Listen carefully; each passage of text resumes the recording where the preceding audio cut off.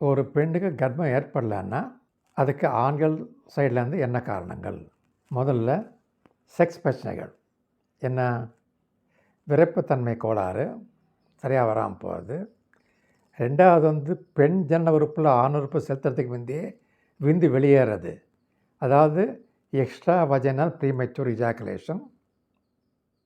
மூணாவது retarded R delayed ejaculation. செக்ஸில் ஈடுபடுறப்ப விந்தே வெளியேறாமல் இருக்கிறது. இதெல்லாம் ஒரு காரணம். அடுத்தது தரமான விந்து தயாரிக்கப்படணும்.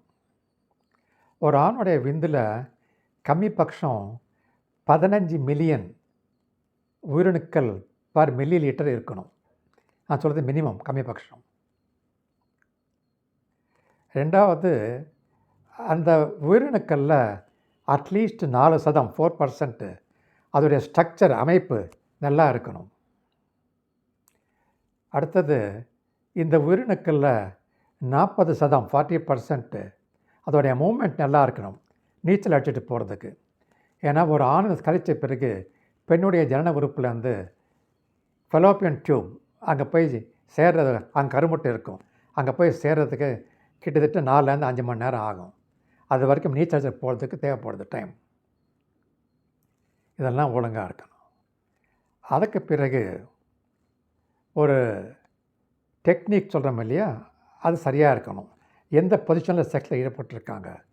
அதாவது செக்ஸை இன்பம் கிடைக்குன்னு சொல்லிவிட்டு பெண் மேலுக்கு வந்தால் பிரயோஜனம் கிடையாது. ஏன்னா உயிரணுக்கள் கர்ப்பப்பையில் பார்க்க முடியாது. அதே மாதிரி சைட் டு சைட் பொசிஷன், 2 பேரும் படுத்துட்டு ஒரு சைடில் இருக்கிறப்போ மேலே கிடையாது, மேலே கீழே கிடையாது, சைடு பை சைடு. அப்போ கூட உயிரணுக்கள் வந்து பெண்ணுடைய கர்ப்பப்பையில் ஈஸியாக போகிறதுக்கு வாய்ப்புகள் கம்மி. அதுக்கப்புறம் ஃபால்ட்டி டெக்னிக்ஸ், அதாவது செக்ஸில் ஈடுபடுறப்போ ஒரு சில தவறான முறைப்பாடு பண்ணுறாங்க. என்னது அது? ஸ்மூத்தாக இருக்குன்னு சொல்லிவிட்டு விளக்கெண்ணெய், தேங்காய் எண்ணெய் போடுறாங்க. விளக்கெண்ணெய், தேங்காய் எண்ணெய் அப்படின்னு போட்டுமா என்ன ஆகும்னா, இந்த ஸ்பெர்ம் இருக்கலையே உயிரணுக்கள் அதோடைய மூமெண்ட்டை பிளாக் பண்ணிடும். அதே மாதிரி தான் வேஸ்டைன், பெட்ரோல் முதலி போட்டாங்க கூட உயிரணுக்களுடைய மூமெண்ட்டு பாதிப்பு ஏற்படும். இப்போ கருமுட்டை சேராதது. அதற்கு பிறகு ஆணுடைய ஜனன உறுப்பில் பிறப்பு கோளாறு இருக்கக்கூடாது. ஹைப்போஸ்போடியாஸ்னு ஒரு கண்டிஷன் இருக்குது. அதாவது என்ன, ஒரு நார்மலாக மூத்திரம் வெளியே யூரின் வெளியே வர்றதுக்கு ஒரு ஓப்பனிங் இருக்கும். அந்த ஓப்பனிங் இந்த முனையில் இருக்கணும், அது இல்லாமல் கீழே இருக்கும். இது பேர் தான் ஹைப்போஸ்போடியாஸ். அந்த மாதிரி கண்டிஷன் இருந்ததுன்னா செக்ஸில் ஈடுபட்டாலும் அந்த விந்து இருக்கு இல்லையா, அது பெண்ணுடைய ஜனன உறுப்பில் போகாது, வெளியே இருக்கும். இதெல்லாம் ஒரு கண்டிஷன் பார்த்துக்கணும்.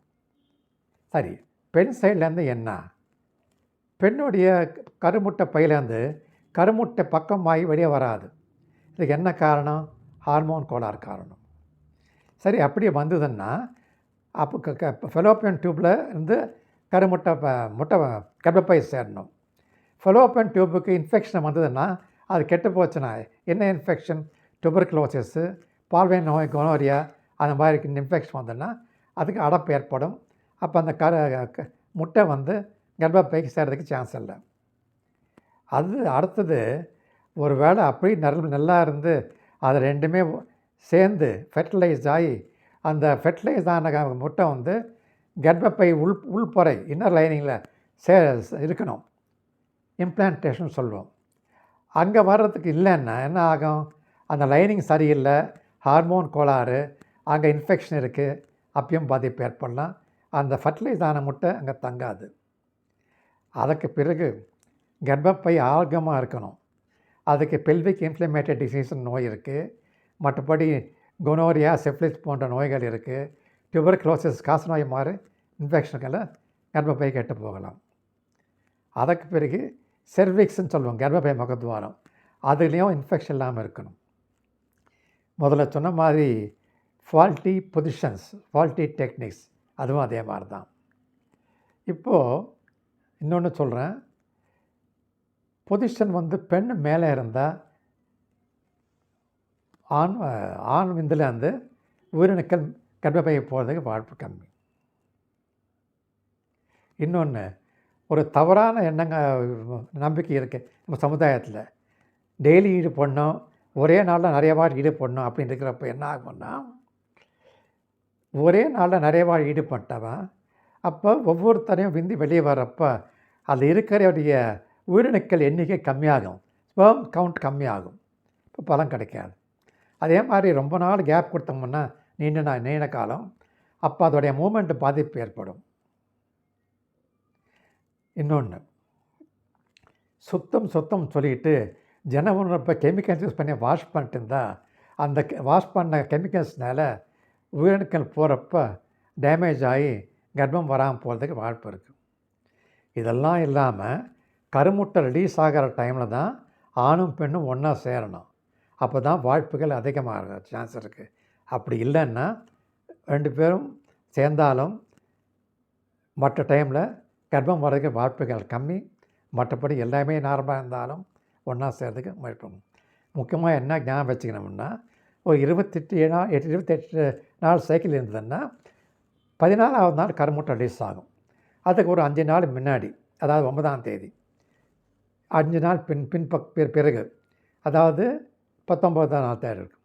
அதுக்குள்ளே அட்லீஸ்ட் ஒரு நாள் விட்டு ஒரு நாள் ஈடுபட்டால் கர்ப்பம் வர்றதுக்கு வாய்ப்புகள் அதிகம். பட் ஜென்ரலாக சொல்லப்போனால் கர்ப்பம் வர்றது ஒரு ஆக்சிடெண்ட், ஒரு சான்ஸ் தான். ஆனால் பொதுவாக நிறைய பேருக்கு அதை சுமூகமாக நடந்து போகும். ஏதோ சில பேருக்கு வராமல் போயிடும். அப்படி இருந்தால் அவங்க டாக்டரை கன்சல்ட் பண்ணி ட்ரீட்மெண்ட் எடுத்துக்கோங்க.